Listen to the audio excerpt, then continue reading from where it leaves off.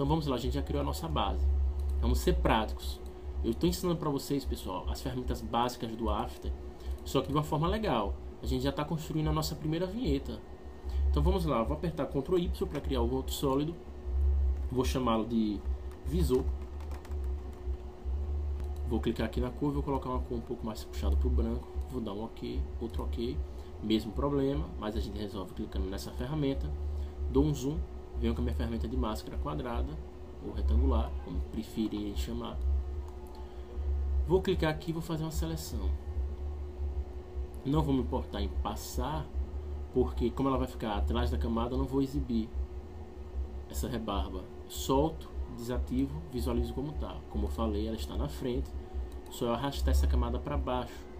Nesse caso, precisa arrastar para baixo da base do computador, que ela vai ficar por trás dessa basezinha aqui. Venho com a ferramenta de seleção. Pronto. Vou minimizar aqui as janelas. Já tenho aqui uma base do meu computador. Ele ainda está morto. Está estranho porque ainda não demos animação a ele, ainda não tem vida. Então vamos lá. Recapitulando, pessoal. Eu estou fazendo uma abordagem prática das ferramentas de uma forma um pouco legal. Não acho que seria interessante para vocês inicialmente aprender esses mesmos conceitos com algumas formas ou alguns exercícios que são muito utilizados em outros cursos. Por quê? Porque às vezes se torna chato. É normal que o aluno inicialmente ele já queira começar o curso fazendo algo interessante. Então é melhor ensinar o básico já criando algo que vocês podem até utilizar para o seu portfólio, que vocês vão perceber que essa animação vai ficar bastante legal. Então vamos para o que interessa. A gente já criou o nosso computador, o nosso notebook. A gente precisa fazer ele aparecer na tela. Lembrando que a nossa vinheta ela precisa mostrar para as pessoas que existe um site que é responsável por fazer downloads de músicas gratuitas. E o que a gente vai mostrar aqui inicialmente? A gente vai mostrar aqui um computador, ele está ganhando vida, ele está sendo utilizado por um usuário. Esse usuário ele vai digitar uma busca ou uma pesquisa, ou o nome do site até, o que ele quiser digitar. Isso vai ser representado como um caminho, o meio correto de como acessar esse site, que nesse caso é o nosso cliente fictício. Então vamos lá, acho que vocês estão entendendo. Vamos animar essa composição aqui. Inicialmente eu vou desbloquear essa camada da base do computador, porque eu vou querer animá-la, eu vou querer mexer nela. Só que é o seguinte, primeiro eu quero animar todas essas partes surgindo. Como eu faço isso? Vocês aprenderam na aula anterior que a gente anima alguns parâmetros, como nesse caso eu vou animar primeiro a base do computador. Então eu vou abrir aqui a janela, percebo que a minha camada de máscara está bloqueada. Eu vou desbloqueá-la porque eu vou animar a máscara. Vocês aprenderam que a gente pode animar a posição, marcando o keyframe, mexendo o cursor, gerando uma outra posição para ele. Ele já entende esse caminho e faz ele automaticamente para a gente. Só que todos os parâmetros praticamente do After eles são animáveis, inclusive o da máscara. A gente percebe quando uma ferramenta ela tem mais de uma função, quando ela tem esse triângulozinho do lado. Quando a gente clica nele, a gente percebe que ele abre outras opções. Nesse caso, a gente vai aprender, não vamos esquecer essas três ferramentas, essas três funções da máscara, e vamos aprender apenas a Mask Path. Mask Path, ou caminho da máscara, ela é utilizada para a gente fazer algumas animações com relação a esses pontos de ancoragem da máscara. Então vamos lá, vamos trabalhar, vamos começar, vamos com o que interessa.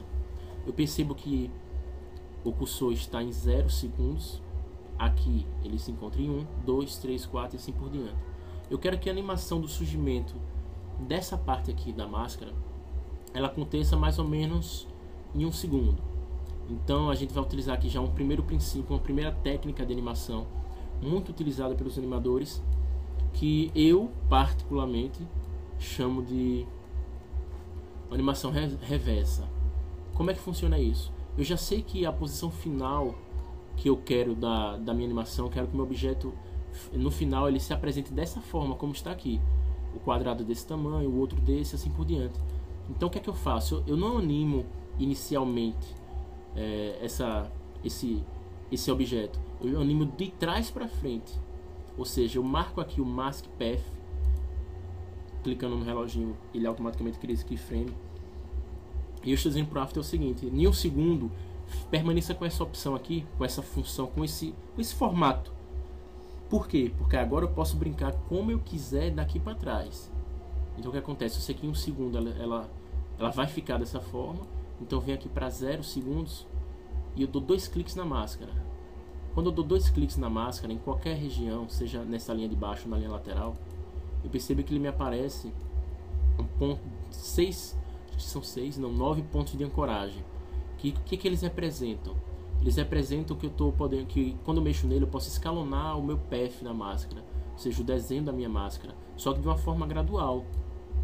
Vou dar um Ctrl Z aqui e vamos aprender, vamos fazer essa animação. Eu quero que ele suja do meio para as laterais. Para isso eu vou segurar a tecla Ctrl, clicar com o botão esquerdo do mouse nesse ponto de ancoragem daqui e vou arrastá-lo para a esquerda. O que é que isso faz? Ele vai fazer com que o meu objeto, o meu sólido, ele venha para o meio de uma forma proporcional. Lembrando, basta eu clicar com o botão esquerdo do mouse, segurar Ctrl e arrastá-lo para a esquerda.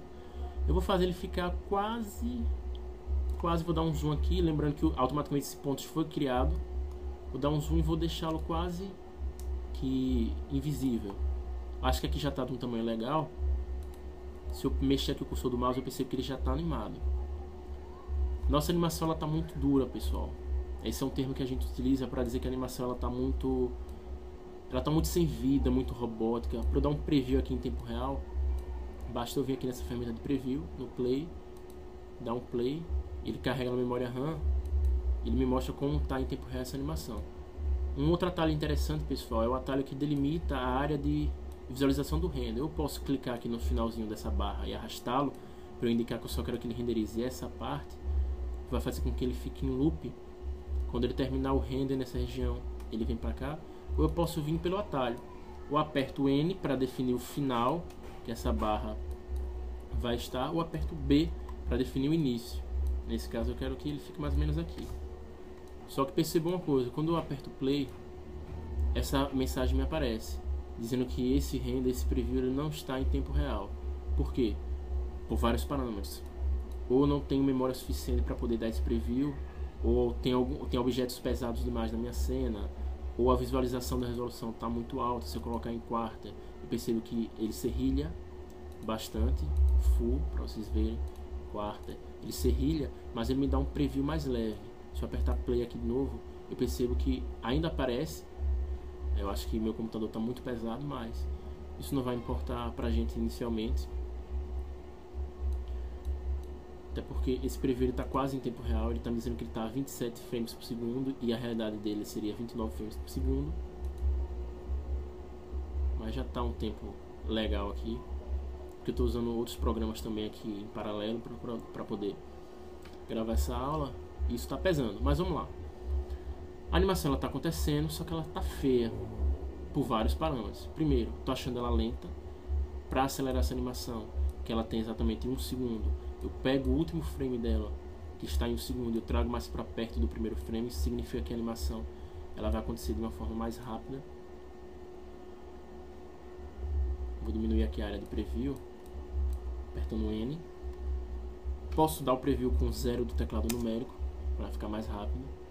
Eu percebo que agora eu consegui um preview em tempo real. Agora ele saiu já do tempo real. Alguma coisa está acontecendo aqui por trás das minhas atividades, que está fazendo com que a memória seja usada de forma indevida. Vocês veem que uma hora ele mostra que está em tempo real, outra hora ele mostra que não está.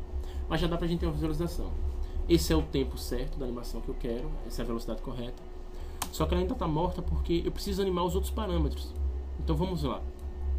Vou minimizar aqui essa janela e vamos já para outro truque do Motion. É o seguinte, nada acontece, pessoal, no Motion, nada acontece na animação individualmente. Ficaria estranho se eu fizesse com que essa barra crescesse, depois crescesse a outra, depois a outra, porque os movimentos eles iam acontecer de uma forma muito lenta. Ou seja, o Motion ele é bonito, ele é legal quando ele dá aquela ilusão, quando você não consegue entender de onde estão surgindo as coisas. E para isso ser feito é simples. Basta a gente criar as animações acontecendo quase que simultaneamente. Por exemplo, eu sei que esse aqui não é o tamanho total do meu sólido, da minha base do computador. Eu sei que o tamanho total dele é esse, mas eu quero o seguinte, eu quero que quando ele estiver nesse ponto, esse outro sólido já comece a nascer, que no caso seria a base do computador. Então eu venho aqui na base da tela e vou abrir essa configuração dele. Vou abrir a máscara Eu percebo que o path não está marcado porque eu não animei ele ainda. Vou clicar aqui, vou arrastar um pouco para cima para poder visualizar. Eu também vou abrir a base do computador e percebam o seguinte. Por que eu fiz isso? Porque eu quero ver onde começa e onde termina a minha animação do elemento de cima, para eu poder criar minha animação do elemento de baixo. Eu quero que ela comece mais ou menos desse ponto. Então eu vou vir para o ponto que eu quero que ele nasça completamente, que no caso é aqui. Vou marcar o path dele, ele cria um keyframe, ou seja, ele registrou já esse momento aqui. E vou vir mais ou menos para o meio desses dois keyframes. Eu estou levando em consideração esses dois para saber onde é que eu vou começar a minha animação. E vou dar 2 cliques na minha máscara. Se eu fiz com que ele nascesse da esquerda para a direita horizontalmente, eu vou querer agora que ele nasça ao contrário, para poder mudar, para poder quebrar o padrão visual que foi criado. Eu vou querer que ele nasça na vertical. Então para isso eu vou dar 2 cliques. Ele vai me abrir esses pontos de ancoragem. Eu vou clicar aqui. Nesse caso eu não vou clicar em Ctrl, porque se eu clicar em Ctrl eu percebo que eles vão crescendo, eles diminuem e aumentam proporcionalmente, apontando para esse arco point. Não é isso que eu quero. Vou clicar somente com o mouse e vou arrastá-lo para baixo, porque eu quero que ele nasça dessa forma. Pronto, automaticamente ele criou o keyframe. Se eu mexer aqui no cursor, eu percebo que uma animação está acontecendo. Só que é o seguinte, eu vou desabilitar aqui o visor, vou esconder ele, porque não faz sentido essa barra nascer sem essa outra barra ter sido completada ainda. Por quê? Porque essa base, ela não pode ser maior do que essa. Então o que é que eu faço? Eu posso selecionar esses dois keyframes e fazer com que eles demorem mais para aparecer.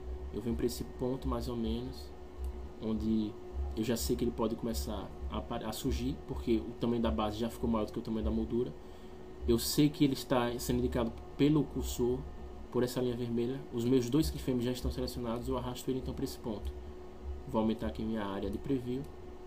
E o que é que acontece? Quando ele estiver nesse ponto, vai começar a nascer o outro. Bom, pessoal, vamos ver se a animação funcionou. Percebam que a animação da base da tela, ela está acontecendo, só que a animação da base do computador, ela está parando. E eu não quero que isso aconteça. Eu quero que a outra animação comece antes da outra terminar. Vamos dar um 0 aqui no teclado numérico para ver o preview. Não é isso que eu quero. Vejam que fica muito estático quando acontece a animação dessa forma. O interessante é que ela aconteça a outra ainda surgindo. Então como é que eu vou resolver isso aqui? Eu vou vir para esse keyframe daqui, através dessa opção, para poder o cursor ficar em cima diretamente de onde está o keyframe. Vou dar um zoom aqui, vou dar 2 cliques. Eu vou fazer a animação fazendo o seguinte: no lugar dela só subir e descer na vertical, vou fazer também que ela encolha na horizontal. Vou segurar Ctrl, porque eu sei que o outro lado vai vir proporcionalmente. Vou clicar com o mouse e vou arrastar para a direita. Percebam onde ela se encontra aqui agora. E o que acontece?